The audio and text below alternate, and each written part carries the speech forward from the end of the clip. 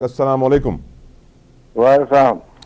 Sir ये बताइए, रोटी सस्ती कर दी उन्होंने, 16 रुपए की रोटी कर दी है, 20 रुपए का नान कर दिया है, कल परसों बिजली महंगी हो जाएगी, कल परसों पेट्रोल महंगा हो जाएगा, फिस्कल डेफिसिट बढ़ रहा है, मस्जिदों में लूट मार हो रही है। और आप जानते हैं जरदारी साहब की स्टेटमेंट है, वो कहते हैं कि मुल्क हमारा गरीब नहीं है, ये जो इस्लामाबाद में बैठे बाबू हैं इनकी सोच ने हमें गरीब किया है।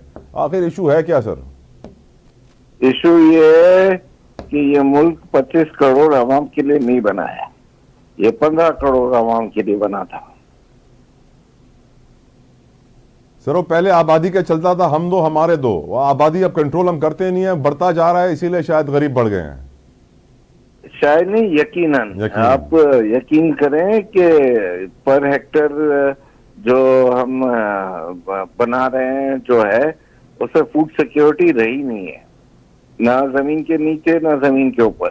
और जब भी ये पीएमएलएन की हुकूमत आती है तो अचानक आ जाता है कि भाई गैस और ऑयल के जखायर मिले हैं। कहीं पर जखायर वखायर नहीं है। आप मान लो जो जखायर हैं जो बलूचिस्तान में और जखायर हैं उसका खड्डा करने उसमें अपना पाइप डालने का भी $1-1 मिलियन खर्चा है। तो हम 100 मिलियन 500 मिलियन कहाँ से लाएंगे? सऊदी डेलीगेशन सर पाकिस्तान में, शहजादा फैसल बिन फरहान साहब उनके वजीर खारजा इज इन पाकिस्तान, और बड़ी एक्सपेक्टेशन है कि बड़ी इन्वेस्टमेंट होगी। रेकोडेक का भी नाम लिया जा रहा है, ऑयल रिफाइनरी का भी नाम लिया जा रहा है, माइंस एंड मिनरल्स, टूरिज्म। आपकी सर क्या एक्सपेक्टेशंस है? ऐसी डेलीगेशन हमने पहले भी आते हुए देखी हैं, रिफाइनरीज के ऐलान पहले भी हुए हैं। आप सर समझते हैं कोई फायदा होने वाला है? ये सच है कि यहाँ पर रिफाइनरीज का वो इन्वेस्टमेंट होगी, क्योंकि सऊदीया ने पता उसको चल गया है कि इतनी बड़ी मार्केट को कैटर करना और आगे की मार्केट को कैटर करना उनके लिए अच्छा है। और हमने कुछ खामोशी इख्तियार की हुई है कोई जगह पर, तो वो भी सऊदीया हमें अप्रिशिएट कर रहा है। और वो जो खामोशी है उसकी वजह से हमें कोई ना कोई बेनिफिट मिलेगा। और महंगाई कहाँ देख रहे हैं जफर भाई? महंगाई ने बड़ा परेशान किया हुआ है लोगों को, मस्जिदों में लूट मार शुरू हो गई है। भाई ये तो है ना, ये इनके हाथ में नहीं है। झूठ बोल रहे हैं कि 15% पर इन्फ्लेशन ले आएंगे। आपने खुद 15 मिनट पहले बोला, 10 मिनट पहले बोला है कि भाई पेट्रोल के भाव बढ़ेंगे तो फिर और महंगाई बढ़ेगी।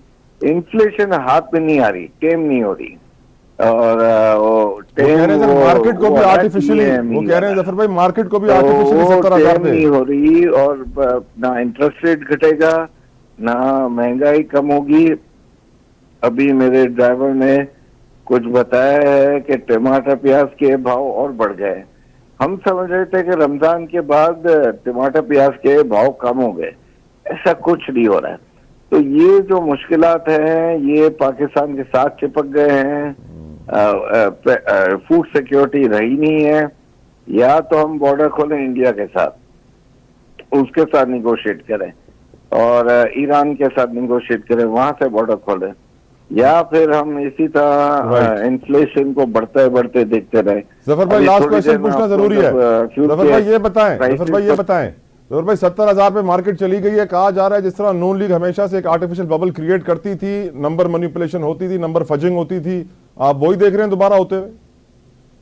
अरे ये तो फजिंग 47-48 से हो रही है ना। ये द फर्स्ट जो है ये पुराना चल रहा है, अब ये पीक पर पहुंच गया है, तो फजिंग हो रही है। और